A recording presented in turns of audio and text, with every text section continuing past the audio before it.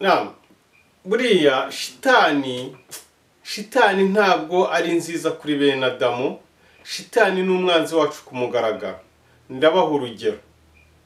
Muri Qur'ani igice cyo cy'ijana 12 ku murongo waho wa mbere kugeza ku wa 4 haragira hati qul huwallahu ahad. Vuguti yo ni Allah umwe, we ni Allah wenyine, Allahu samadu, Allah nyirukwambazwa, lam yalid wa lam yulad. Ntabwo Allah yigeze abyara, nta nubwo yigeze anabyarwa. Wa lam yakun lahu kufuwan ahad, kandi wo Allah nta na kimwe agereranywa nacyo. Iyi aya nta na kimwe agereranywa nacyo. Niho none umuntu ahise avuga ati subwo tubonye yuko Allah atagereranywa n'ikintu, kandi turabizi yuko umuntu n'ikintu batandukanye.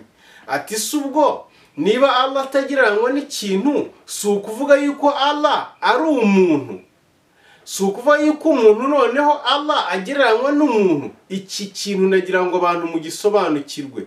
Impamvu Allah atagereranywa n'icyo ari cyo cyose, impamvu biza mu bintu atagereranywa n'ikintu, nuko Allah nta haramutse habayeho undi Allah yaba ari ikintu, kuko Imana nimwe ariyo Allah.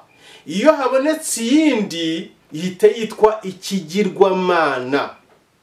Sinzi niba iki kintu cyumvikana. Allah numwe, haramutse habonetse undi yaba ari ikigirwamana. Niyo mpamvu rero uwo wabaye ikigirwamana, uwo nguwo nicyo Allah atagereranywa nacyo, ntacyo asa nacyo, ntabwo asa n'icyo mu mugereranya. Icyo ni ikigirwamana. Allah numwe, uwaboneka ari uwa kabiri yaba ari ikintu, yaba ari ikigirwamana. Allah rero ntacyo yagereranywa nacyo. Allah nta kintu asa nacyo. Ngira ngo nagira nsobanurire uwo muvandimwe wabaje icyo kibazo kugira ngo abashe gusobanukirwa, hanyuma mu kanya tukaba tugiye gusobanura n'ikindi kibazo abantu bibaza kiboneka muri Qur'ani igice cyo cya 46 ku murongo waho wa 9. Murakoze cyane. Wassalamu alaikum wa rahmatullahi wa barakatuh.